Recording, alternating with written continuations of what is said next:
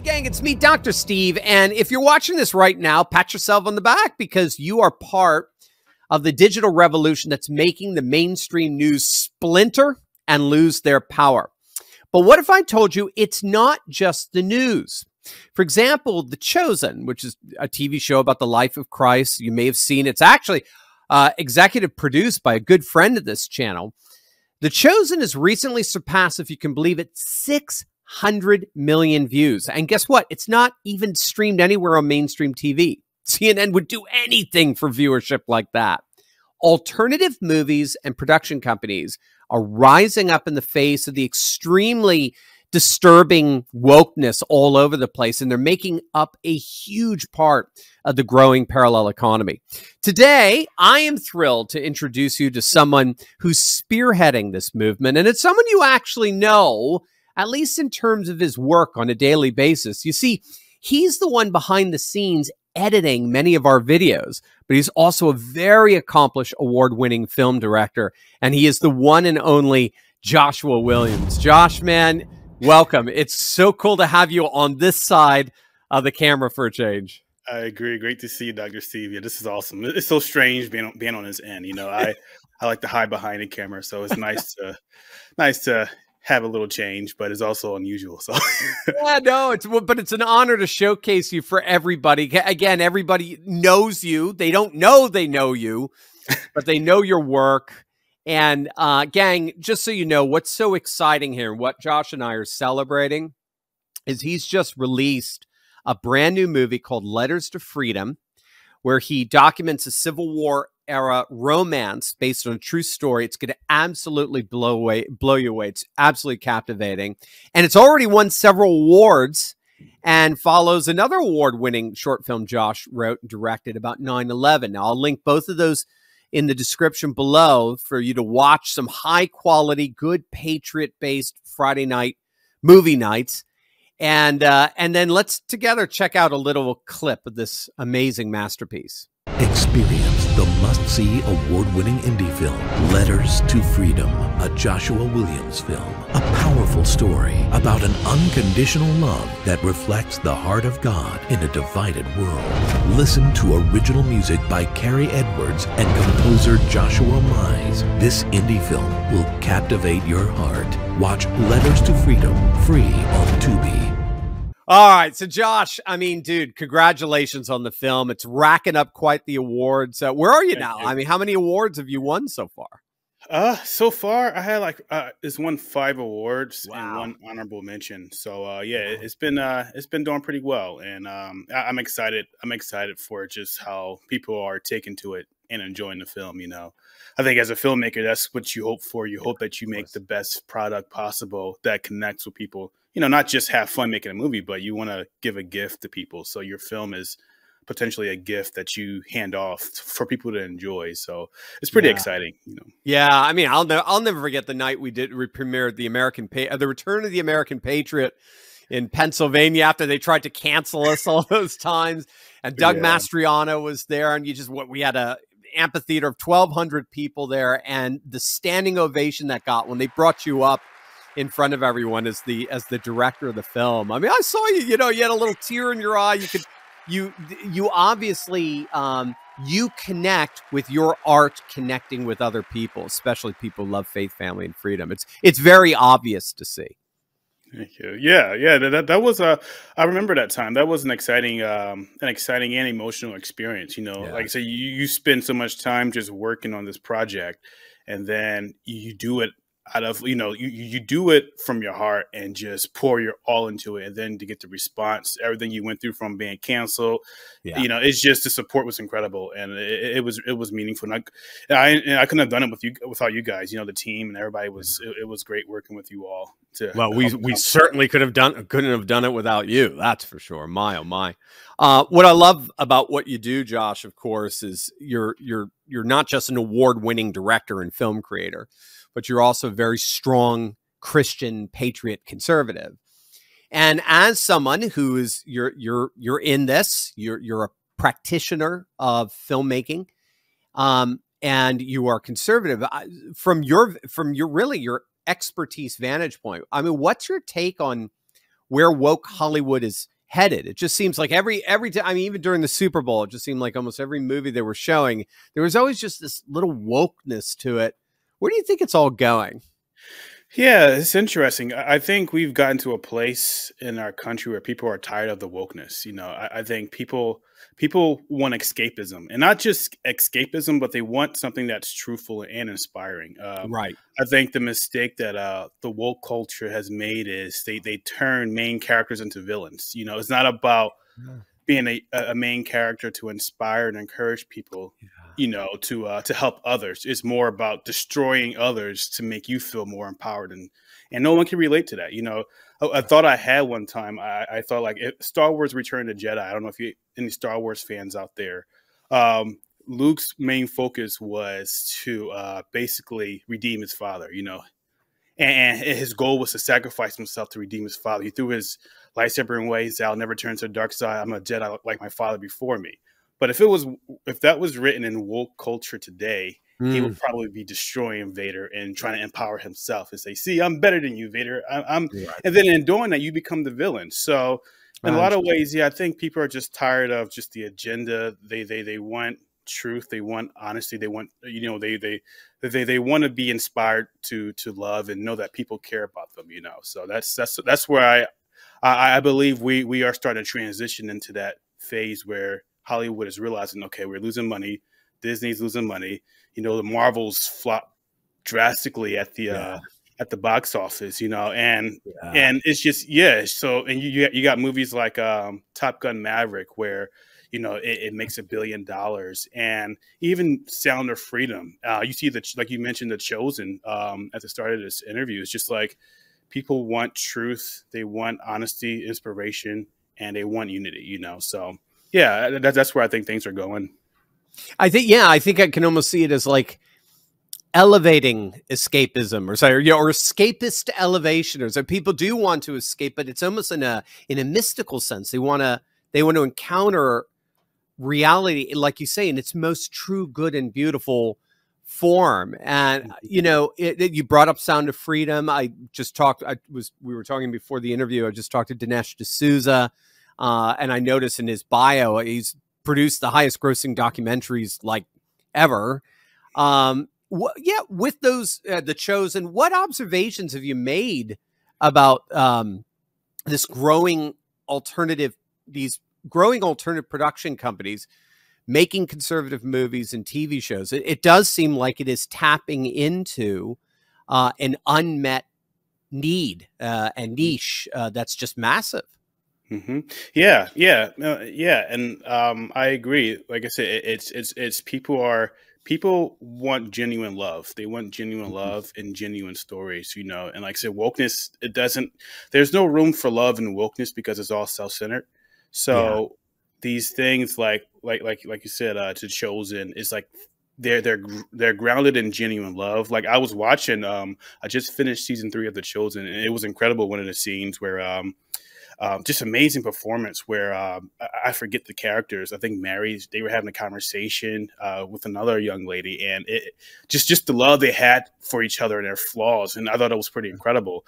And I think that's really what the key is. And even in my film, Letters to Freedom, that's kind of the same thing as tapping into genuine, unconditional love. You know, when I wrote Letters to Freedom, my thought was I was in a place where I was myself 7 years ago looking for or trying to understand what unconditional love really is.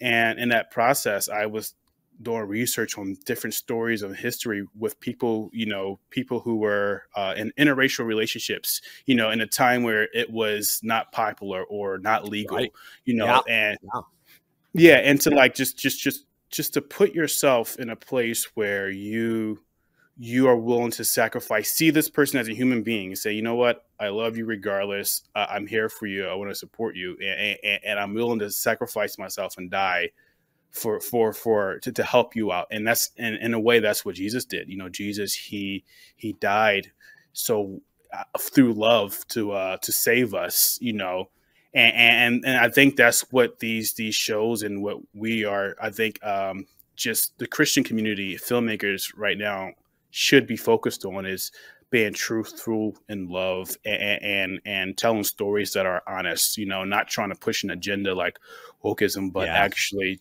trying to inspire and encourage people, you know, so.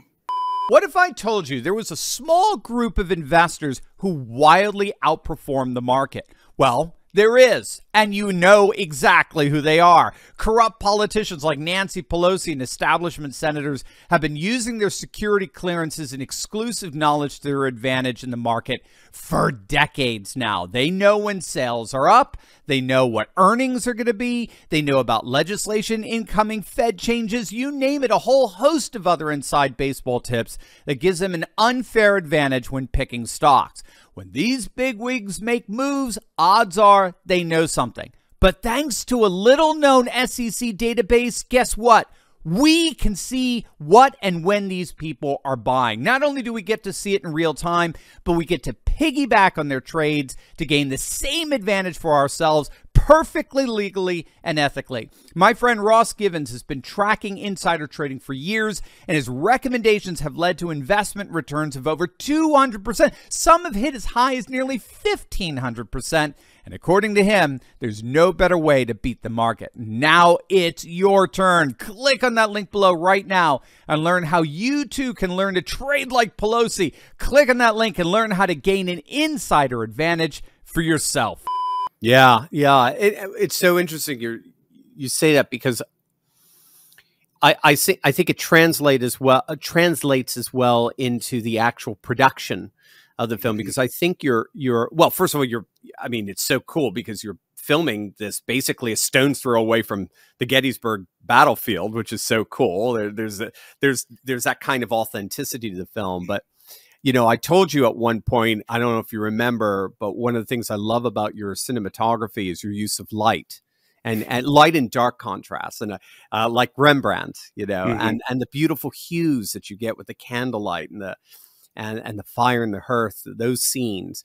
Can I ask you about that? I mean, it seems you just have a very aesthetic approach to your movies. So the themes themselves are these eternal themes of truth, goodness, and beauty, but then you communicate it beautifully, right? I mean, you really want the scenes, it seems to be very aesthetically beautiful. Yes. And I'm glad you observed that. Yeah, that lighting is one of my favorite things to do when it comes to director photography. I had a couple of conversations with people before. I always say, like, although you're a low budget indie filmmaker, you shouldn't use that and money as a reason to not, you know, really dive into your craft and make it visually pleasing. You know, filmmaking is an art form. So when you make a shot, it's like making a painting. You should be finding ways to create lighting, visual lighting, you know, like a motion picture. And I believe as a Christian, we as believers should be diving into that. You know, we always give the artistic side of filmmaking to Hollywood and to the world, but it's like we have like God is an artist. You know, he's the ultimate artist. So he created lighting. So we should be diving into the studies of that a lot more, you know? And so it's always no matter what my budget is, even if I just have a phone light, I will always try to find a way to make lighting very artistic visually, and to find, like you said, these contrasts, these moods, these tones, having a meaning and purpose for the visuals for people to enjoy. And again, I think that's important for the Christian community to do. Like we have these resources, you know, we can experiment, we can study, we can learn, we can figure out what a diffuser is to soften the shadows. You know, we are artists. You know, the God we serve is an artist, so we don't have to just give it away to the world. We can lead the charge in that. So yeah. It's beautiful. And again, what I love too, and this is what makes faith, family, and freedom inspired art so wonderful, is that the themes are universal. And what I love about this film is that it deals with what would have been, like you pointed out, just major taboo during the Civil War period, which is interracial relationship, romantic relationship. So at one level, ironically, this is something that would even appeal to a liberal audience. You know, they would be very, very drawn to the racial tensions in society. They'd be very drawn for that. But yet, you set that relationship that has universal appeal. Everyone can understand it, but you said it then in a story frame that is very biblically informed. And you kind of touched on it a little bit in terms of what inspired you, but I'm very curious on just if you could develop that a bit more, just how what you hope the audience will take away from watching this film in terms of sort of these eternal values of faith and freedom and truth and goodness and the like. Yeah. One of the things that I really hope that the audience will take away from it is when they're watching it, see what the focus, like you mentioned, like it, to live in a world where there's so much divide and so much, well, I'm right on this side, but I'm right on this side. Like, we can, as human beings, we can come to a place where we can just sit down and say, hey, you're a human. I want to see who you are. And I love you enough to tell you the truth. And I love you enough to treat you like a human being and see you for who you are and not what's on the outside or what you have, what status you have, how much money you don't have.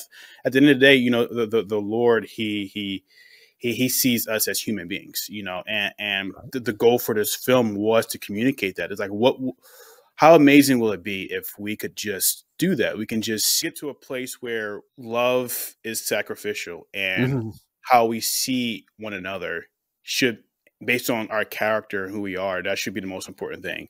And it's something that we just I think we need more of in the world. Just finding ways to love, speak the truth, and to see people for who they are and bring unity. I've always been huge on unity. Like I said, when I was writing this 7 years ago, I was in search of what love was. And some of the strongest marriages are the ones where people see each other as human beings and they're willing to sacrifice for each other, and they're willing to just love each other for who they are, you know, and they know the flaws, they know all of these things, but to see this person as a human being, the same human that the Lord has died for, you know, I find that important, especially in our nation as well. I think our nation is stronger when we're united together. And that was one of the core pieces of the message too, is like when we as a nation can come together and be united as a people, you know, under God and freedom, we can be unstoppable and we can be powerful. And like, there's so much history. There's so much inspirational stories on history in America that I always find pretty inspiring. And that motivates me to want to write stuff like this. You know, I think wanting to inspire and unify people is always one of my key, and speaking the truth is always one of my key motives when it comes to making movies, you know. And it's so interesting, Josh, just even as you're talking about this, because I think that's the key difference between like what you do and what woke Hollywood does, because what you're capturing is this, again, it's this eternal truth that love is, there's a mutuality to love, that love serves the other and it works both ways. So the love of one, you know, just the relationship, the Father, the Son, and Holy Spirit, the love of the one is reciprocated by the love of the other. There is this sense of wanting to serve each other in a very real way. Whereas wokeness is about entitlement. And entitlement does not serve. Entitlement will not serve, right? Entitlement, there's no mutuality whatsoever. It's only in one direction and one direction only. We're seeing that obviously with, you know, trans athletes and so forth in women's sports. It's only in one direction. We're going to acknowledge that this person is an entitled person. They're a special person. And that status of entitlement now frees you from the obligation of mutuality towards others. And now what I love about this film is it captures that extraordinary, eternal, like you said, this unifying element of mutuality, of love in mutuality. And that's very powerful. That's very powerful for me. Yeah. And like you said, like love is self-sacrifice. It's not self-sacrificing. Yeah. Hollywood wokeness culture wants you to believe that love is self-pleasing. It's all about feeling good and getting what you want. But that's lust, you know, that's selfishness. Yeah, that's right. But love is literally putting others before yourself, because it's like everything we do as when it comes to jobs, when it comes to making films, we do it because we want to give to people. You know, you like for instance, iPhones. Like Steve Jobs made iPhones. You know, the goal was, how can I contribute to the world? How can I give to the world, make people's lives better? And so everything, when it comes to business, when it comes to filmmaking, writing, everything we do should be, how can someone else benefit from this? When someone watch my movie, Letters to Freedom, how can they benefit and be inspired and feel encouraged? Like, it's not about me. I mean, I'm having fun, but this is a responsibility that the Lord gave me, and I have to make it something I give to others. And it's the same when you write stories. You know, when you write stories, how can these characters on these screens inspire and impact the people who are watching it? Don't demean them and make them feel like, no, you can never be as good as this main character over here, like Captain Marvel. Like, no, like she should be the embodiment or the inspiration that you can be something, you can serve and help others, you know? So absolutely. Yeah. With the gift of God, grace of God. Yeah, exactly right. I mean, the way you just spoke, I mean, I don't know if you know this, but I could have literally been listening to Plato.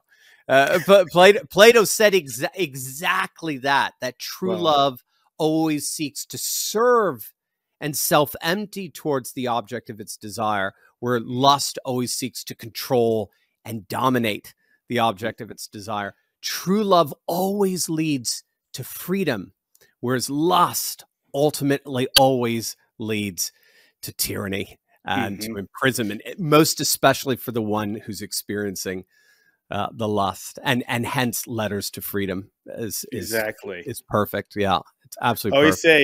I always say you can't have bravery and freedom without love first, you know, and if God is love, and he's the core of all of that, the wisdom and everything. So it's just like love is just, we have to understand what love really is. It's not just a feeling of, oh, today is Valentine's Day, we just want to feel good. No, love itself, that's something that's more powerful than we realize, you know? Exactly. Yeah. It's the very core of reality. The very essence of being, God being love.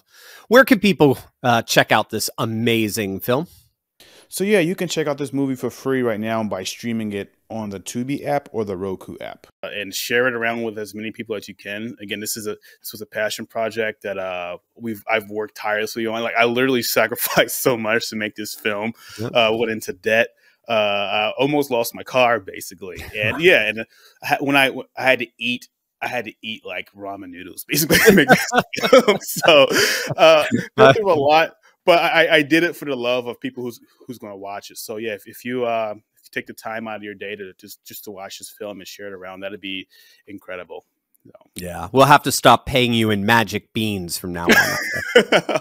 Yes, we're catching on to it, I say. No, you're good. But gang, what I love so much about Josh is not just his contributions daily to Turley Talks, but his contribution to this growing parallel economy, a parallel Hollywood that's celebrating movies dedicated to truth, goodness, and beauty. And you're not going to find a better example of that than the new movie Letters to Freedom. I'm noticing a bit of a theme here, right? Letters to Freedom, Sound of Freedom, right? This is the Braveheart economy that's rising up. So yeah, click on that link below and enjoy these movies, especially Letters to Freedom, and make sure to share them far and wide with your fellow patriots in their life. They will thank you so much for it. Josh, you're amazing, dude. Thank you for all your hard work. Keep it up, man. Thanks, Dr. Steve. You too, man. I'll see you soon. You bet.